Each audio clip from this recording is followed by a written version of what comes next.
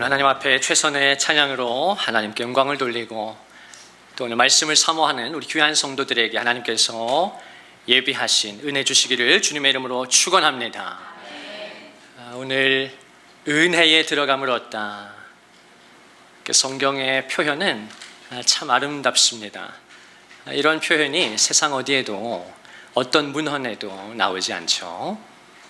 성경에서도 이 로마서 5장 2절 여기에만 등장하는 아주 소중한 본문입니다.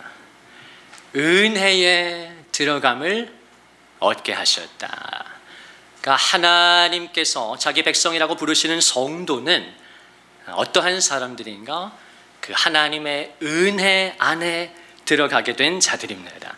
그래서 그 성도들만 하나님의 은혜를 알아요.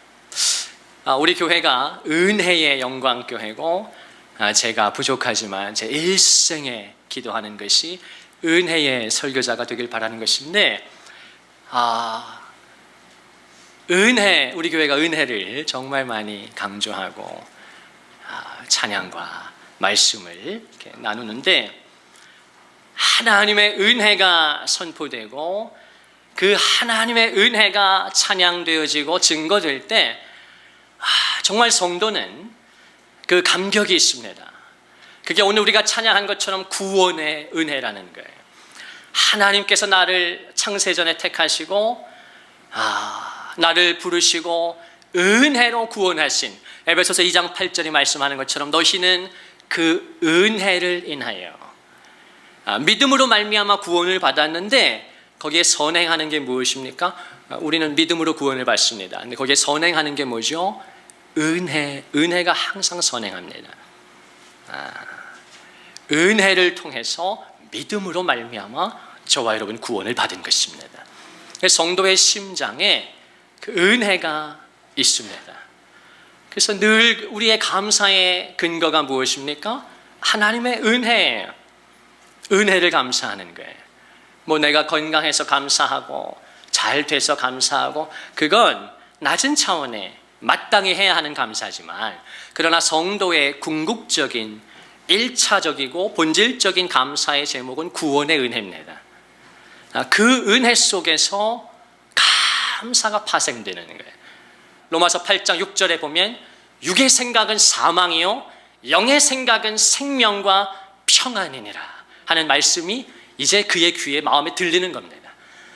그리고 13절에 가면 뭐라고 말씀해요? 로마서 8장 13절에 너희가 육신대로 살면 반드시 죽을 것이로되 영으로서 몸의 행실을 죽이면 살리라.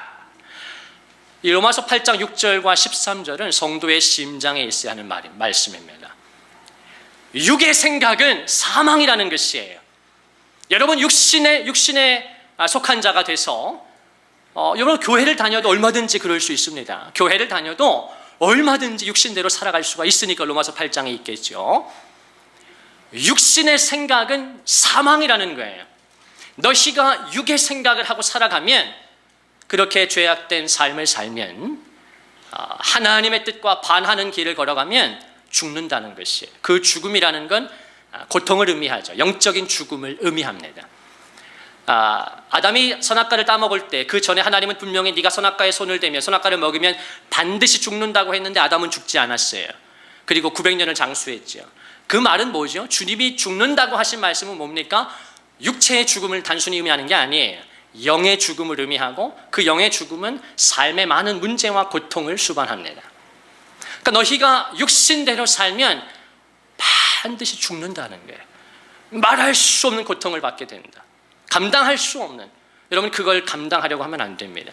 그걸 그냥 한 대 맞으면 버티고 또 그냥 버티고 뭐 하나님이 사랑의 하나님이시니까 뭐 맨날 때리진 않으니까 그냥 또 버티고 여러분 그러면 안 돼. 얼마나 고통스러워요. 주님은 그런 관계를 원하는 게 아닙니다. 그런 주종 관계를 원하시는 게 아니에요. 억압에 의한 관계를 원하는 게 아닙니다. 그런데 영의 생각이 있으니 영의 생각은 생명과 평안이라고 말씀합니다. 영의 생각이란 말은 뭡니까? 성령의 생각, 성령이 주시는 생각. 주중에도 육의 생각을 하며 살아갈 수가 있고 영의 생각을 성령이 주시는 마음을 받아들이고 순종하며 살아갈 수가 있다. 그런데 그 대가는 무엇입니까? 하나님이 정말 저와 여러분에게 주시기 원하는 게 뭐예요? 영의 생각은 생명과 평안이라는 거예요. 정말 기쁨을 주기 원하시는 거예요. 너희가 육신대로 살면 반드시 죽을 것이로되 영으로서 성령으로서 몸의 행실을 죽이면 우리가 얼마나 육체의 정욕, 안목의 정욕, 이생의 자랑, 얼마나 우리가 이 세상에서 잘 먹고 잘 살고 출세하고 그냥 한번 뽀대나는 삶 살고 싶어 합니까? 눈에 보이는 거 다 취하면서 한번 살아버리라. 근데 영으로서 성령을 통해서 성령이 주시는 생각과 마음을 받아들임으로 그 몸의 행실을 죽이면 살게 될 것이다. 그 산다는 건 정말 하나님과 교제하면서 그분과 호흡하면서 사는 삶이에요. 정말 평안한 삶, 하나님이 책임져 주심을 믿고 누리며 살아가는 삶, 그게 오늘 로마서 5장 2절이 말하는 은혜에 들어감을 얻은 삶이에요. 아무나 하나님의 은혜에 들어오는 게 아니에요. 이 말씀을 이제 New English Bible 그 NEB 버전에 보면 은혜의 영역 안으로 들어가게 됨을 허락받았다, 그렇게 이제 번역했는데 은혜의 영역 안으로 들어가게 됐다는 것이에요. 여러분 로마서 5장이 뭘 말씀합니까? 12절 이하부터 마지막 하반부에 보면 죄가 사망 안에서 왕노릇하는 인생이 있습니다. 한번 따라해 보시겠어요? 죄가 사망 안에서 왕노릇하는 인생. 로마서 5장의 후반부가 12절부터 21절까지 마지막 후반부가 우리가 지난 제자 훈련 때 2주 동안 제가 이 말씀을 같이 나눴는데요. 거기에 아주 두 가지 극명한 대조를 말씀합니다. 죄가 사망 안에서 지배하는 인생이 있다라고 가르쳐줘요. 죄의 유혹이 있습니다. 사랑하는 성도 여러분, 죄의 유혹이 없는 삶은 없어요. 죄의 유혹이 있습니다.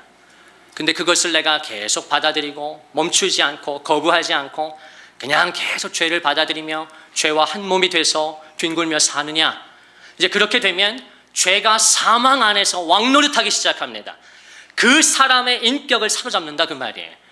그 사람은 이제 그 사람이 죄를 짓는 것인지 죄가 그 사람을 이끌고 가는 건지 구분이 안 되는 삶을 살아가게 됩니다. 그게 죄가 사망 안에서 왕노릇한다, 역사한다는 뜻이에요. 여러분, 이런 끔찍한 인생이 있습니다. 교회 안에도 있습니다. 주님의 마음이 아픈 것이죠. 내가 죄를 짓는 것인지 죄가 나를 짓는 것인지 죄가 나인지 이젠 구분이 안 가는 것이에요. 양심이 완전히 마비되는 것입니다. 하나님의 은혜가 이젠 뭐 그냥 관념이고 소설책에 불과한 것이에요. 그런데 하나님이 주시고자 하는 삶은 어떤 삶이죠?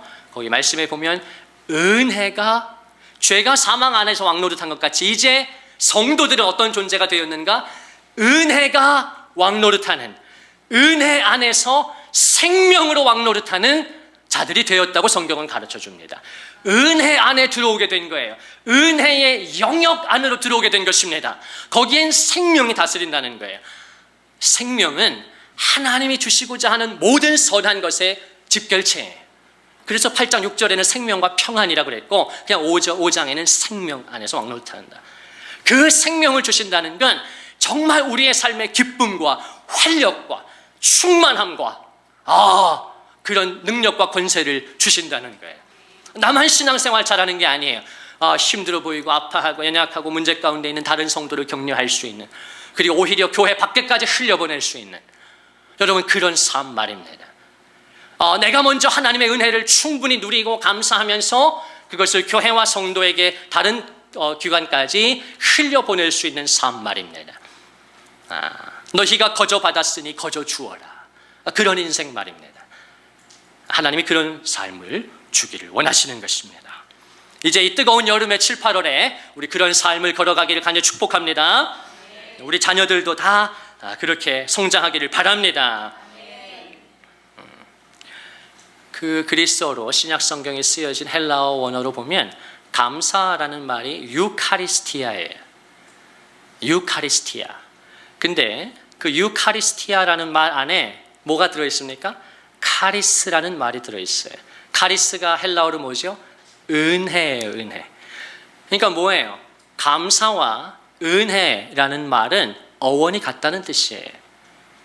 그리고 놀랍게도 기쁨, 신약 성경에 예수님께서 내가 너희에게 이것을 이루는 것은, 오늘도 주의 종을 통해 이것을 이루는 것은 내 기쁨이 너희 속에 있어서 너의 기쁨을 온전하게 충만하게 하려는 것이다. 그 주님이 정말 성도들에게 주시기 원하는 그 기쁨 말이에요.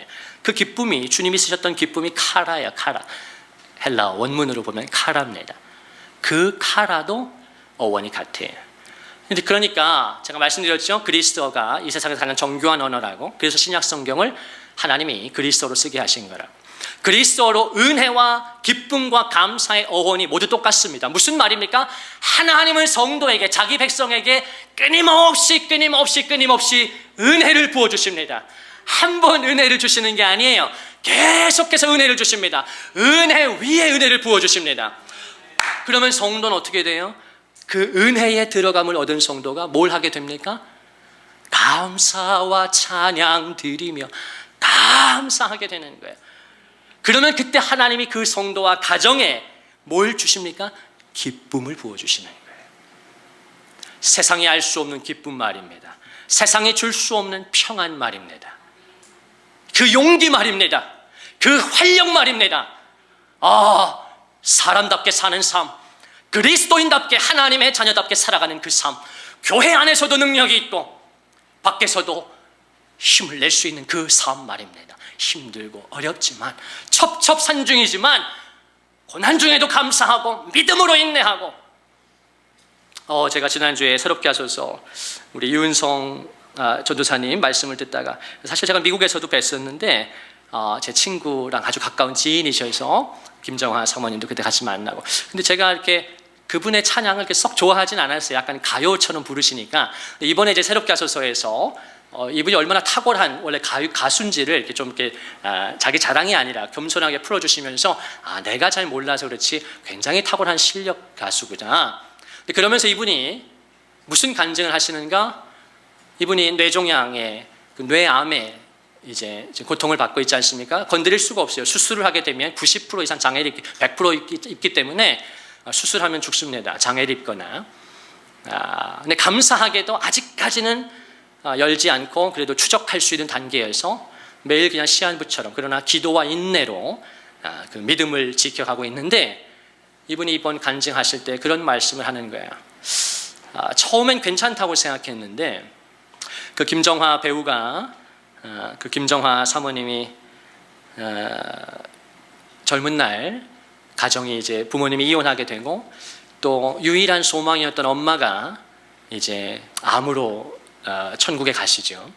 그래서 그 상처가, 그 고통이 이 김정화 배우에게 깊이 내재되어 있는데, 자기 남편을 얼마나 의지했겠어요. 내 보호자. 이 보호자마저 뇌암에 걸리니까 이 김정화 배우가, 사모님이 먼저 우울증이 오고 감당이 안 되는 거예요. 하나님이 왜 내가 사랑하는, 내가 의지하는 사람들마다 다 암에 걸리게 하시니 견딜 수가 없는 거예요. 근데 오히려 처음에는 유은성 전도사님이 의연했다는, 난 괜찮았다는 거예요. 근데 시간이 지나면서 이제 아내가 회복되고 나니까 이제 아내와 어린 그 초등학생 두 아이들을 바라보면서 이 가장인 아빠가 무너지기 시작하는 거예요.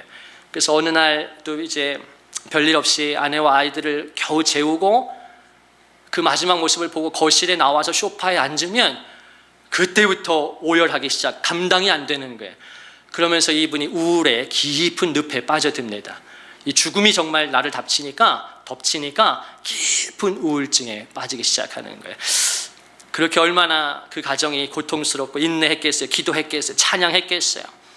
많은 성도들이 한국교회가 중보하고, 하나님께서 이렇게 회복의 은혜를 주시는데, 어느 날, 그날도 이렇게 아내와 아이들을 재우고 두 아들을 재우고 그 방을 나오는데, 그 순간 이렇게 하나님께서 이렇게 물으시는 것 같은, 말씀하시는 것 같은,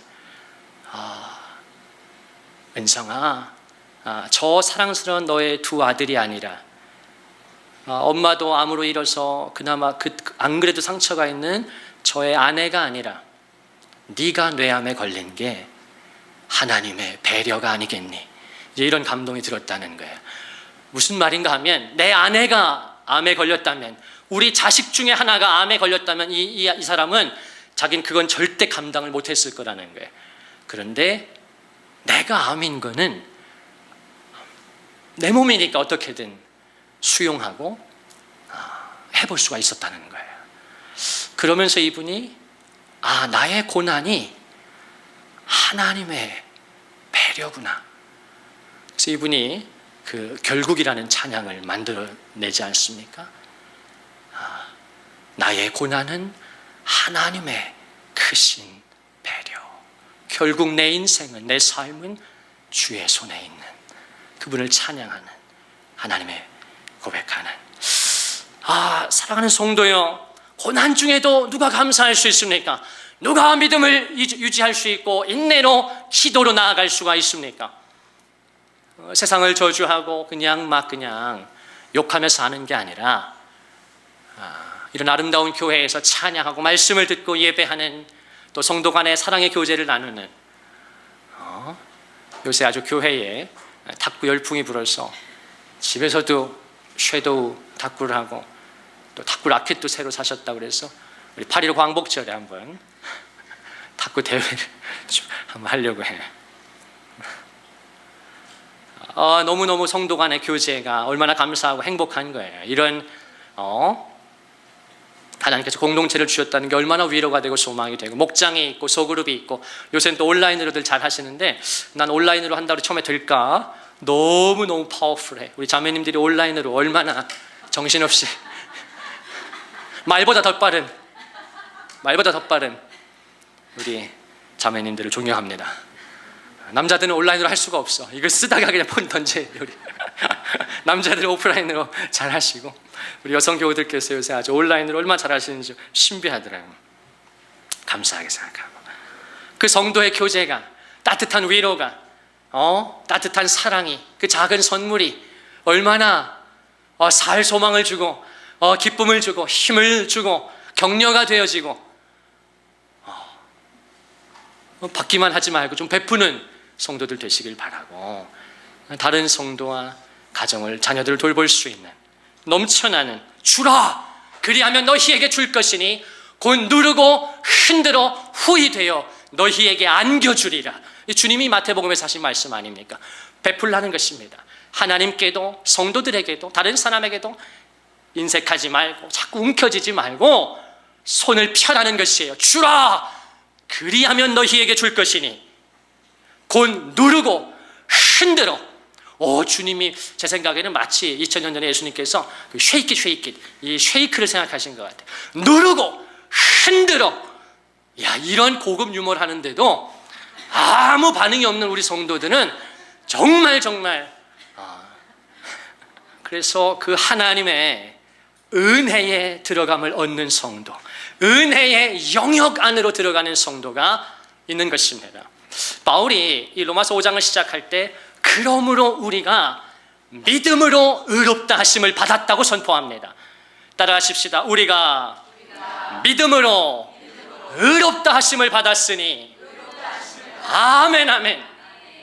로마서 5장이 이런 놀라운 진술로 시작합니다. 그러므로 우리는 믿음으로 의롭다 하심을 받았으니 그리스도로 말미암아 하나님과 화평을 누리자. 하나님과 화목을 누리자는 것입니다. 왜 하나님과 화평을 누리나? 왜 하나님과 화목을 누리나? 하나님이 지금 뭔가 화가 나신가? 하나님이 화가 나는 게 아니고 인간의 죄와 같이 할 수 없는 하나님의 거룩이라는 속성이 하나님과 사람 사이를 단절시키는, 이사야 59장에 보면 너희 하나님의 손이 짧아서 구원하지 못하는 것이 아니고 하나님의 귀가 둔하여서 너희를 듣지 않으시는 게 아니라 오직 너희 죄악이 너희와 하나님 사이를 갈라놓았다. 사람이, 인간이 정말 깨닫기 어려운 것이 하나님의 성품 가운데 우리 하나님의 사랑은 조금 느끼기도 하고 하나님의 자비와 긍휼도 경험할 때가 있는데, 하나님의 용납하심, 용서를 받기도 하고요. 감사하기도 하고요. 그런데 사람이 가장 경험하기 어려운, 또 깨닫기 어려운 하나님의 속성이 무엇인가? 하나님의 거룩이라는 속성이에요. 이게 인간이 이해하기가 어렵습니다. 피상적으로만 알아요. 근데 왜 그런가? 그래서 우리가 죄를 쉽게 짓는 거예요. 왜 그런가? 우리에게는 거룩이 없기 때문에 그래요. 우리는 거룩하지가 않아서 그래요.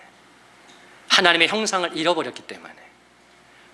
근데 우리가 이제 교회 안에 들어오고 은혜 안에 들어와서 조금씩 하나님의 형상을 회복하기 시작하면 하나님의 은혜로 거룩해지고 또 그분의 거룩하심을 이해하게 되고 닮아가게 되고, 그래서 죄와 싸우게 되는 것이에요. 히브리서 12장 4절에 뭐라고 말씀합니까? 너희가 죄와 싸우되 아직 피 흘리기까지는 싸우지 않았다. 여러분, 성도 여러분, 우리가 죄와 어떻게 싸워야 한다고요? 피 흘리기까지 죄와 싸워야 한다. 근데 그 말씀이 근거가 뭐냐? 우리를 부담 주고 힘들게 하려는 게 아니라 하나님이 그만큼 거룩하시다. 하나님이 그렇게 높으시다. 성품이. 그걸 이제 깨달아 갈수록 죄와 싸워야 하는구나. 육신대로 살면 죽는구나. 하나님의 거룩하심과 죄는 이게 같이 갈 수가 없는 거구나. 하나님이 아무리 사랑의 하나님이셔도 내가 계속 죄 가운데 머물면 주님은 나를 사랑하시기 때문에 내버려 두신다는 걸 알아야 합니다. 내가 계속 죄를 짓는데도 하나님이 가서 그냥 강제로, 하나님은 그렇게 우리를 대우하지, 그분의 인격성이 그렇지 않다. 우리가 하나님을 좀 배울 필요가 있죠. 그래서 우리 한번 8절 이하에 있는 말씀을 좀 보실까요? 우리 한번 스크린에 8절 같이 한번 읽겠습니다. 시작. 우리가 아직 죄인 되었을 때에 그리스도께서 우리를 위하여 죽으심으로 하나님께서 우리에 대한 자기의 사랑을 확증하셨느니라. 아멘, 아멘. 아주 중요한 로마서의 핵심 구절이죠. 우리가 아직 죄인 되었을 때에 그리스도가 우리를 위해 죽어주셔서 하나님이 우리에 대한 자기의 사랑을 확증하셨다. 자, 근데 그 다음 구절이 더 중요해요. 그러면 이제, 자, 이게 중요합니다. 그냥 사랑받았네, 내가 죄인이었는데도 구원받았네, 이제는 교회 일은 이만큼만 하고 딱 그냥 생색내고 이제는 그냥 육신대로 내 마음대로 살아야지, 교회 반 세상 반. 그럴 수가 없는 것이 그 다음 말씀이 더 중요하니까 같이 읽습니다. 시작. 그러면 이제 우리가 그의 피로 말미암아 의롭다 하심을 받았으니 더욱 그로 말미암아 진노하심에서 구원을 받을 것이다. 우리가 구원받은 게 그냥 하나님이 그냥 너 용서해 줄게, 너 구원받았어, 이렇게 하신 게 아니라는 거예요. 아들의 피로 마치 정말 제물을 죽이고 칼로 피 흘리고 태워서 번제 드렸듯이 예수님을 십자가에서 그렇게 처절하게 죽게 하셔서 그의 피, 사실은 예수님의 피지만 하나님 자신의 피죠. 사도행전 20장 28절에 보면 교회를 설명할 때 그 교회에 뭐라고 설명하시죠? 하나님이 자기 피로 사신 교회다. 그런 놀라운 표현이 등장해요. 교회가 뭐냐? 하나님이 자기 피로 사신 교회다. 우리가 아직 죄인 되었을 때에 그리스도께서 죽어주셔서 내가 구원받고 하나님의 자녀가 됐는데, 그것이 어떤 건지를 다음 절에 설명하는 거예요. 우리가 의롭다함을 받고 하나님과 화목하게 된 건 그의 피로, 예수의 피로. 사도행전 20장 28절에 보면 하나님이 자기 피로 사신 교회다. 그게 교회의 영광이라는 거예요. 그게 성도의 영광이라는 거예요. 내가 허접해 보여도, 내가 별거 아닌 것 같아 보여도, 내가 무기력해 보여도 나는 그런 존재가 아니라는 거예요. 하나님이 그의 피로, 자기 피로 나를 사신, 그게 바로 나라고 우리 가정이라는 거예요. 그래서 고린도전서 6장의 마지막 절에 너희는 값으로 산 것이 되었기 때문에 너희 몸으로 하나님께 영광을 돌려야 한다. 네가 그냥 마음대로 예배 드리는 게 아니다. 오고 싶을 때 교회에 오고 여차하면 그냥 쉬고 뭐 그냥 기도하고 싶을 때 기도하고 그렇게 할 수 있는 게 아니다. 왜냐? 너희는 값으로 산 것이 되었기 때문에. 그냥 천국 가는 것이 아니다. 그리스도가 피값으로 너를 샀기 때문에 너는 너의 주인이 계시기 때문에 그분의 법을 따라서 너의 몸을 하나님께 드려서 영광 돌리는 삶을 살아야 한다. 그냥 살면 되는 게 아니다. 오늘 자녀들도 함께 예배 드리는데 정말 순결을 지켜야 한다. 거룩하게 살아야 한다. 요새 길 가다 보면 이 10대 아이들이 교복이 얼마나 짧은지, 그리고 이렇게 공원 산책하다 보면 우리 막 젊은 게 아니죠. 10대 어린 아이들이, 남녀들이 그냥 공원 한가운데에서 벤치에서도 막 스킨십하고, 보통 일이 아니더라고. 보통 일이. 야, 심각하구나. 저 부모를 알까? 심각하더라고. 10대 아이들이 스킨십하는 수위가 보통이 아니에요. 거기서 우리 믿음의 자녀들을 누가 보호할 수 있습니까? 답이 없는 거예요. 부모된 나부터 하나님 앞에 거룩하게 살려고 몸부림치고 심는 대로 거두는 것이니까 내가 내 거룩을 드릴 때 하나님이 우리 자녀의 일생을 거룩하게 지켜주시고, 요한 1서가 말씀하는 것처럼 악한 자가 그를 만지지도 못하게 하시고, 시편 37편이 말씀하는 것처럼 그를 경외하는 자들에게 주의 천사가 둘러진치게 되고, 시편 5편 12절이 말씀하는 것처럼 은혜로 방패처럼 호위하게 되는, 여러분 그게 성도의 영광인 줄로 믿습니다. 교회의 영광이라는 은혜 안에 들어간 자들, 저와 여러분이 그의 피로 의롭다 하심을 받은 거예요. 그리고 바울은 더 구체적으로 하나님의 진노하심에서 구원을 받은, 여러분을 진노하는 게 아니에요. 우리의 죄를 그만큼 하나님은 미워하시고 진노하시고 그 죄 때문에 심판을 할 수밖에 없는 것입니다. 그분의 거룩, 인간이 이해할 수 없는 하나님의 거룩이라는 성품이 죄는 끝까지 심판하게 된, 그래서 하나님이 자기 아들을 내어주신 거예요. 다 죽여버릴 수는 없으니까. 끝까지 예수 안 믿고 끝까지 거부하는 사람은 할 수 없지만, 그래도 예수님을 받아들이고 믿음으로 살려고 하는 사람들은 구원하셔야 되니까 답이 없잖아요. 그 주님이 자기 몸을 내어주신 거예요. 그걸 오늘 바울이 너희는 진노하심에서 구원을 받은 것이다. 그 다음 10절 말씀은 더 놀랍습니다. 더 가관입니다. 10절 말씀은 더 깊어요. 같이 한번 읽겠습니다. 이게 가장 핵심 구절인데 10절 말씀이요.